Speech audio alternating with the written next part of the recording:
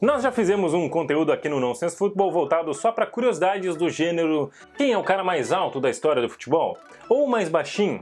Ou aquele maior peso pesado? Hora de fazer uma segunda parte desse tipo de conteúdo. Vem comigo depois da vinheta.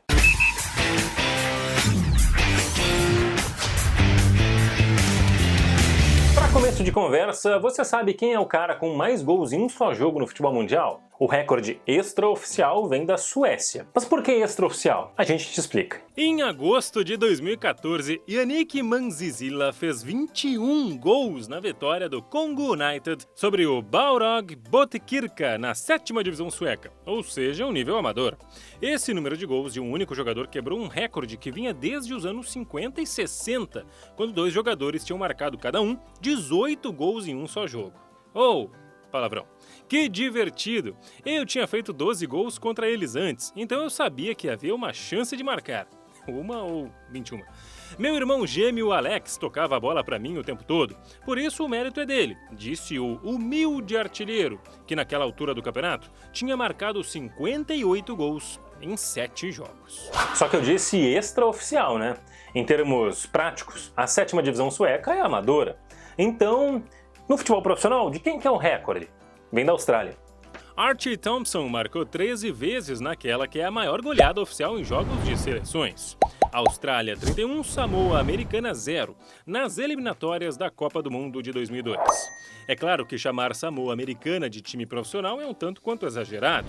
Ainda mais que a equipe naquele jogo teve de usar estudantes de 15 e 16 anos entre os convocados, por problemas de visto dos atletas mais velhos. Mesmo assim, com a chancela da FIFA, Thompson é o recordista desde aquela noite. Em 2017, nos Jogos do Pacífico, que são tipo o equivalente lá da Oceania para os Jogos Pan-Americanos, rolou um incrível Vanuatu 46, Micronésia 0. Quem lembra desse jogo?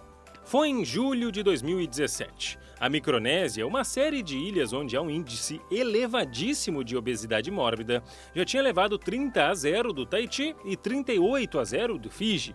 Na rodada final, levaram 46-0 de Vanuatu.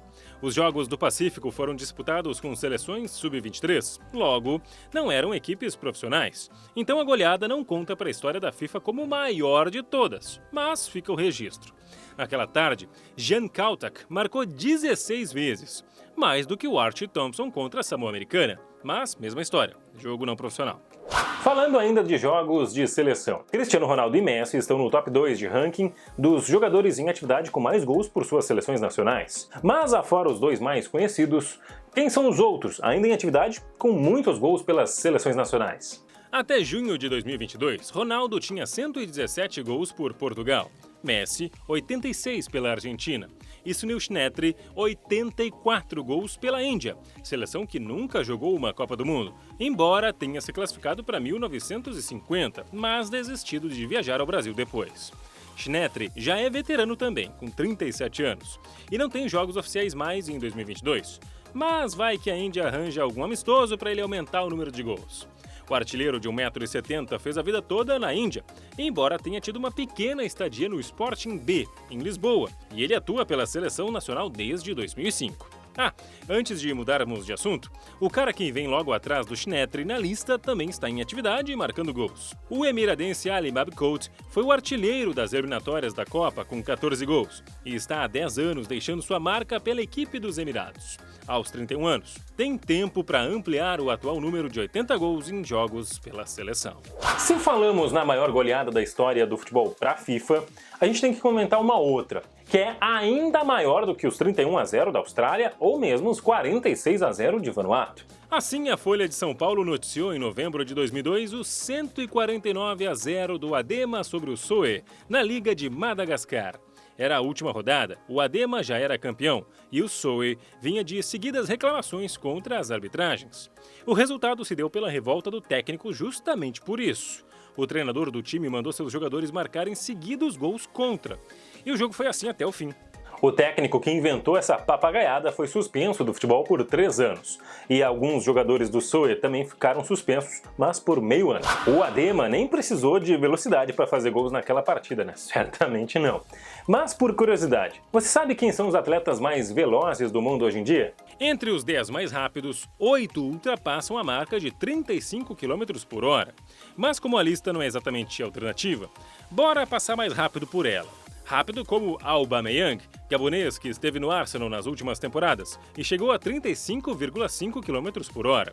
Já o atacante Iñaki Williams, do Athletic Bilbao, alcança 35,7. E na liderança, Mbappé, do PSG, com incríveis 36 km por hora. Velocidade já não é um item importante na carreira de caras mais experientes, tipo eu. Brincadeira tem hora, brincadeira... Mas eu tô falando do Kazu Miura. Perto dele, eu sou um jovem mancebo. Não tem graça, cara. Kazu é atualmente recordista em termos de jogador mais velho em atividade. Ele está com 55 anos e recentemente foi jogar na 4ª divisão japonesa pelo Suzuka Point Gators. Inclusive, a estreia dele levou uma galera para conferir de perto. Kazu é também o mais velho jogador do mundo a marcar um gol em competições oficiais de 1ª divisão, desde 2017. Ele já está atualmente na 36ª temporada da carreira. E talvez você lembre que ele jogou no Brasil nos anos 80, quando estava iniciando essa jornada. Ao menos extraoficialmente, um outro jogador do mundo também ficou com o recorde de jogador mais velho em atividade. O caso vem da Mongólia. Kantsuren Oyunbilek tinha 54 anos quando entrou em campo num jogo do Sumida Gepro, o pior time da temporada 2020 da Mongólia. Uma equipe que perdeu os 18 jogos que fez naquele ano, com 97 gols sofridos e um saldo bizarro de menos 90. O vovô garoto de 54 anos tinha se aposentado em 1996, mas em 2020 resolveu fazer uma última aventura na elite do país. Não deu muito certo.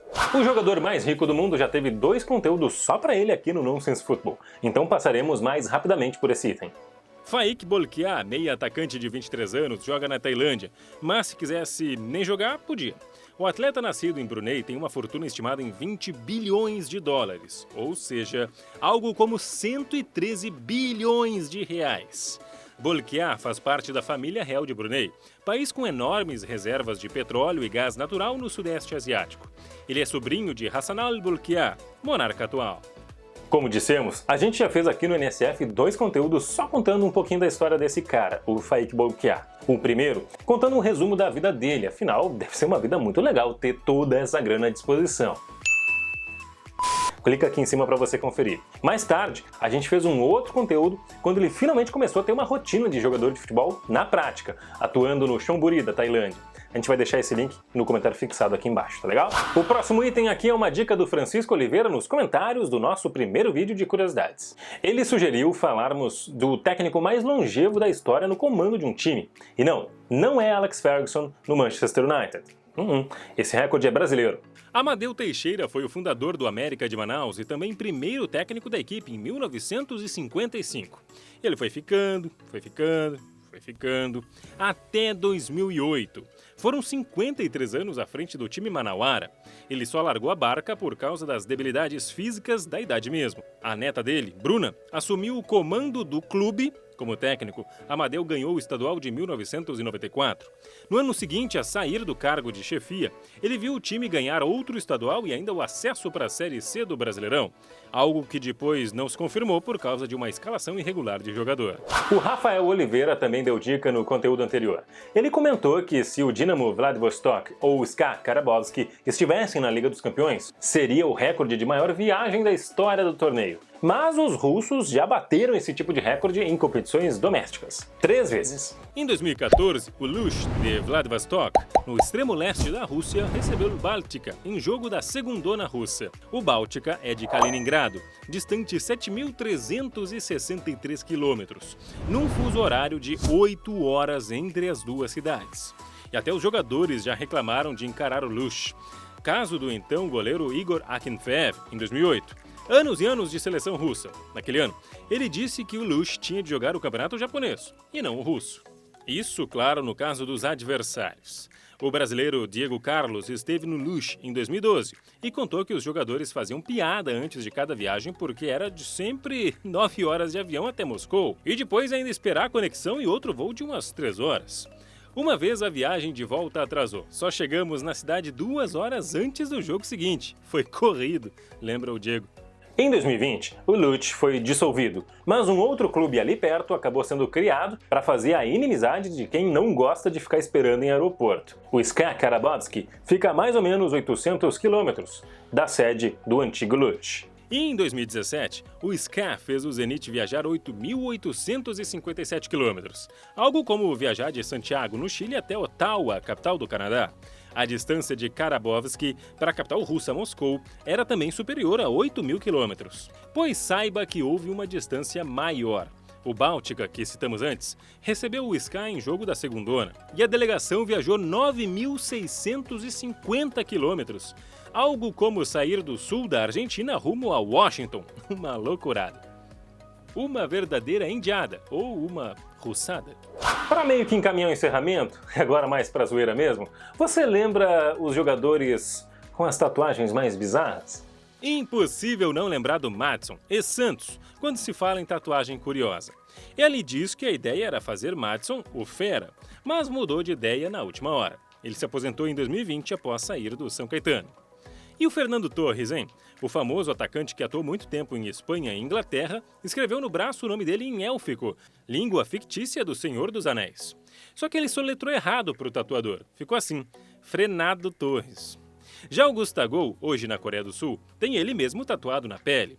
Em 2014, o chileno Pinilla acertou um chute no travessão nos minutos finais do jogo contra o Brasil na Copa do Mundo. E ele resolveu eternizar o lance na região do abdômen. Que tal deixar para a história a sua arroba em rede social? Foi o que fez o italiano Amato Ciciretti, ex-Roma e Nápoles.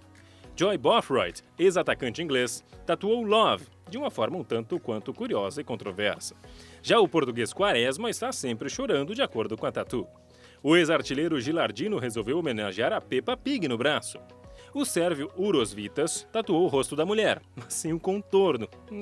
E essa, para finalizar, é parecida com o nosso logo. O italiano De Rossi mandou bem demais na tatuagem, vai dizer que não.